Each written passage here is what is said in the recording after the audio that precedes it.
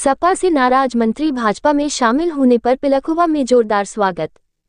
सपा सरकार में मंत्री और गढ़ विधानसभा से 3 बार विधायक रहे मदन चौहान पिलखुवा एक कार्यक्रम में पहुंचे, जहां पर पंकज राठी व मनोज तोमर किसान नेता द्वारा जोरदार स्वागत किया गया।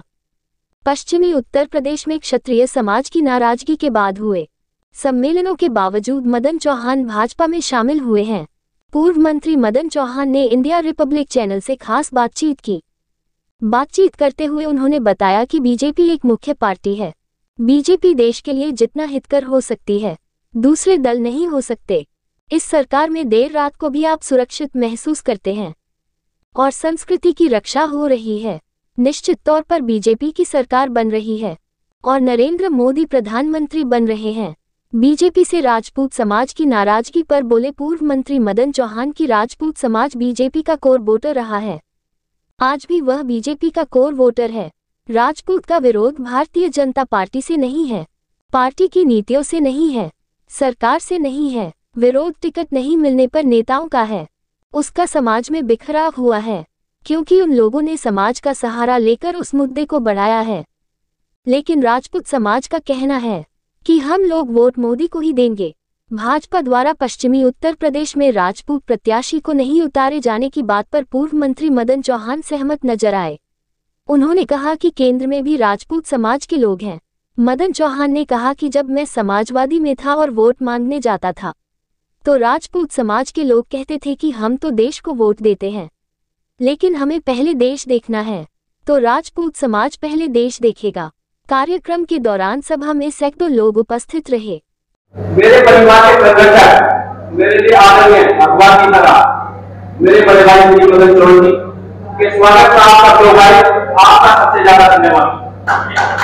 मैं हमेशा किसी ने भी मुझसे कहा तरीके से मिलना है, मैं सबको और मैं किसी भी मंत्री जी के साथ देगा मंत्री जी ने कभी ये कहा कि इसका काम क्या है, सिर्फ काम ही कराया, कभी किसी को निराश नहीं करा।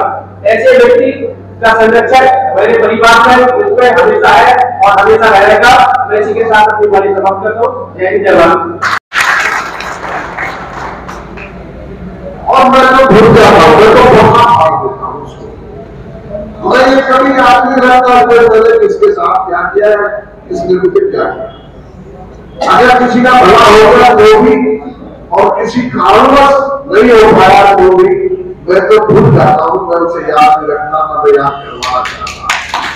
ये मेरी प्रवृत्ति है और क्योंकि कर्मों का फल आपको पता नहीं होगा कहां कैसे किस व्यक्ति के द्वारा आपको ताकत मिल जाए। कई बार ऐसा हो रहा है गांव में, गली में, आप किसी आदमी को गरीब कमजोर को समझ करके इग्नोर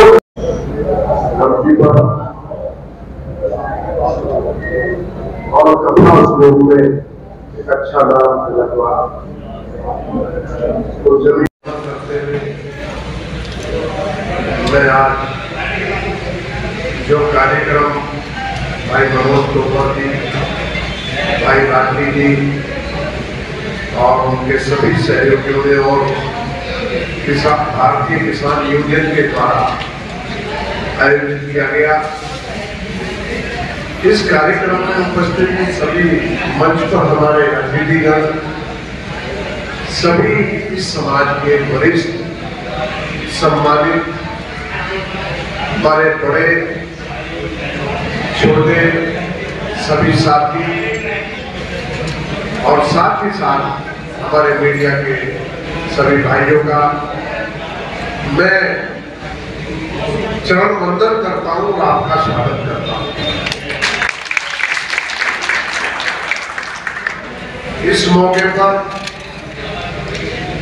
संचालक विशाल शर्मा जी इनका सही दिन से और इससे भी ज्यादा जो यहाँ पर सभी मेरे छोटे बड़े भाई यहाँ गैदर हुए हैं, मैं सभी का धन्यवाद आभार व्यक्त करना चाहूंगा कि ऐसा समय है जो राजनीति से बहुत बिजी शेड्यूल है सभी का और ऊपर से गर्मी, और इस समय भी आपने समय दिया और एक छोटा सा प्रोग्राम हमने ना कोई इन्विटेशन कार्ड छपवाया, ना किसी के घर जाके बुलावा लगाया, ना किसी से पर्सनल जाके मिले, केवल फोन पे बोल दिया और आप आ गए।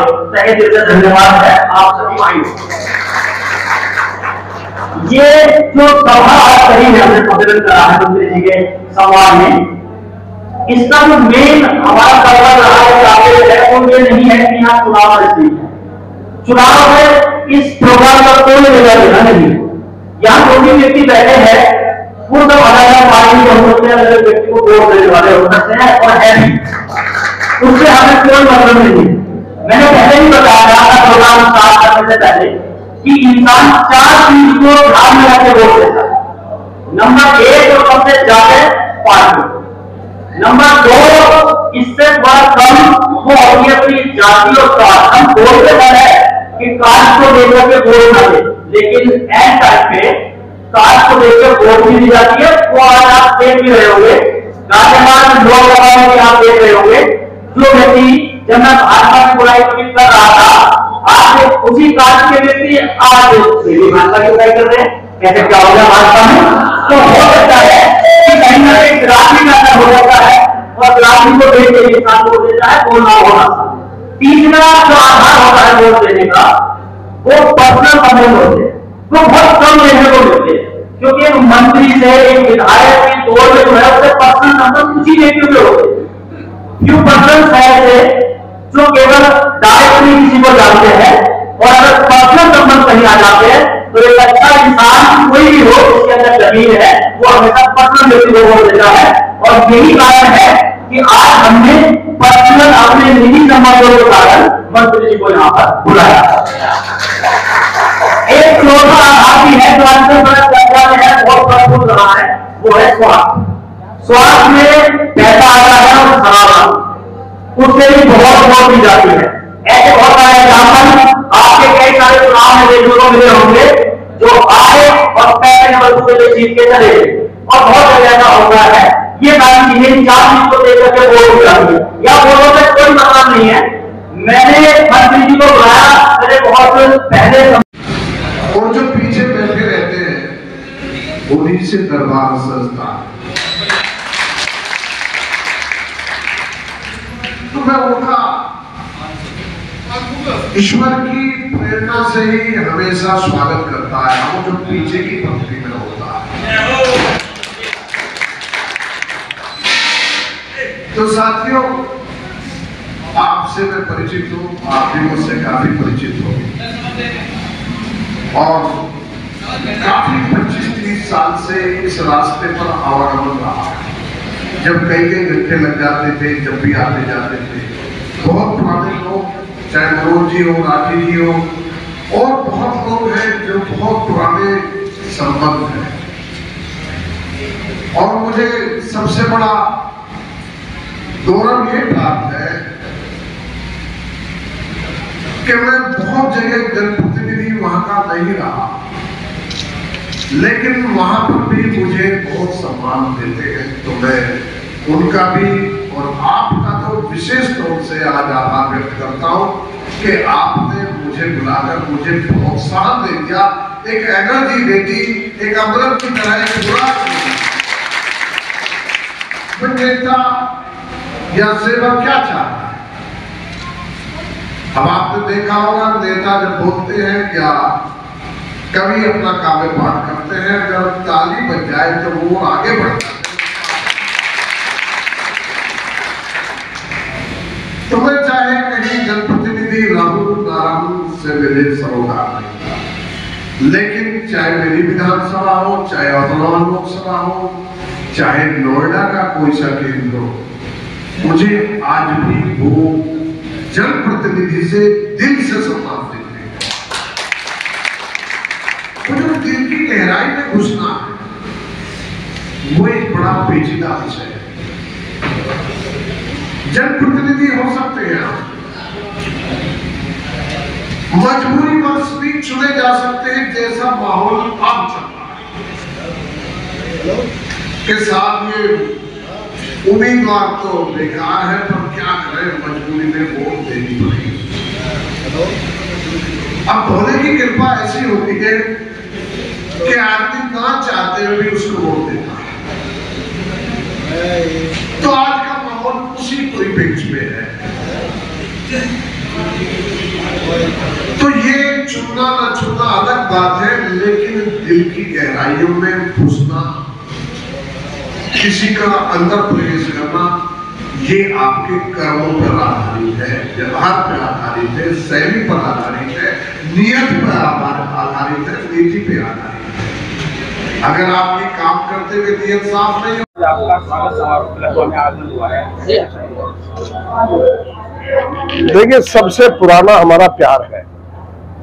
सब लोग, क्योंकि पिलखवा भी हापुड़ का हिस्सा है, गढ़मुक्तेश्वर भी हापुड़ का हिस्सा है, सभी में बगैर किसी जाति बिरादरी के हम सब लोग मिलते हैं, काम करते हैं, आपस में रहते हैं। उसी को मद्देनजर रखते हुए आज राठी जी ने, मनोज तोमर जी ने और उनके सहयोगियों ने कोई छोटा सा कार्यक्रम रखा, तो मैं उनके आग्रह पर यहाँ पहुंचा हूँ और मुझे सम्मान देने का जो काम किया, मैं इनका आभारी हूँ। आप सपा को छोड़कर भाजपा ज्वाइन किया, उसके लिए क्या कहना चाहिए? मैं सपा तो बहुत पहले छूट गई थी। सपा ने मेरा टिकट लास्ट मोमेंट पे काट दिया था, तो मुझे जन समुदाय ने ये कहा कि आप बसपा से चुनाव लड़िए, तो वो बसपा से हम लोग चुनाव लड़े, लेकिन हम जीत नहीं पाए और उसमें जो वोट हमारा परंपरागत था वो सब अलग हो गया, तो एक अव्यवस्था होगी। तैयारी हमने साइकिल से की थी, लेकिन जब एन वक्त 2 दिन पहले हमारा टिकट कटा बगैर किसी कारण के, आज तक हम कारण नहीं जान पाए उसका, तो उसका मुझे नुकसान पड़ा। जनता वोट देना चाहती थी, लेकिन हमारी दिशा भटक गई, जिस वजह से हम थोड़ा सा गड़बड़ हो गया। इस बार भारतीय जनता पार्टी का नारा 400 पार, इस बार में क्या कहना चाहिए? कितनी सीटें निकलनी चाहिए? देखिए, इसमें कोई दो राय नहीं, मुझे नहीं पता कितनी सीटें होंगी, लेकिन ऐसा प्रतीत आम जनमानस को है कि सरकार भारतीय जनता पार्टी की ही बनेगी। और क्योंकि सब लोगों के दिमाग में एक वो विकास की रूपरेखा, एक कानून व्यवस्था की रूपरेखा, एक विदेशों में जो सम्मान मिला और एक आज गरीब आदमी को जो मदद मिल रही है, गरीब आदमी को जो चाहे वो मेडिकल एड की हो, उसका कोई मुकाबला नहीं, उसका कोई किसी दूसरी नीति के साथ उसकी प्रतिस्पर्धा नहीं की जा सकती। तो उसका फायदा आज इस सरकार को मिल रहा है। ऐसा बताया जा रहा है कि भाजपा से ठाकुर समाज नाराज है, तो इस बात को लेकर क्या कहना चाहिए? मैंने पूर्व में भी बताया, अभी भी बता रहा हूं, क्योंकि बहुत लोग ये कहते हैं, ठाकुर समाज ही कहता है कि वोट तो हम बीजेपी को देंगे, लेकिन मोदी के नाम पे देंगे। इसका मतलब क्या है कि जो ऊपर के हमारे हम जैसे नेता हैं, उनका कहीं प्रतिस्पर्धा है आपस में नेताओं की, और वो आम जनमानस में या बिरादरी के नाम पर उसको ढाला जा रहा है, जिस वजह से ये लगता है कि हम वोट नहीं देंगे। लेकिन जब वो ये कहते हैं कि हम मोदी को तो देंगे लेकिन इसे नहीं देंगे, इसका मतलब क्या है कि भारतीय जनता पार्टी को तो दे रहे वोट, वो किसी वश में दे रहे। अब हो सकता है उम्मीदवार सही ना हो, ये बात सही हो सकती है, अवहेलना करता हो, लेकिन इस बात का चिंतन तो पार्टी को करने का है। आज तो समय ये है कि जो नजाकत समय की है, उसमें भारतीय जनता पार्टी ही सरकार बनाएगी। मोदी ही अगले तीसरी बार प्रधानमंत्री बनने वाले हैं, तो उन्हीं के हाथ मजबूत करने की आवश्यकता है। अब ये अपना मन है, क्या करेंगे, कैसे करेंगे, लेकिन मुझे लगता है धीरे धीरे जैसे ही चुनाव आएगा, मुख्य धारा में आकर के लोग बीजेपी को जिताने का, फूल को जिताने का काम करेंगे।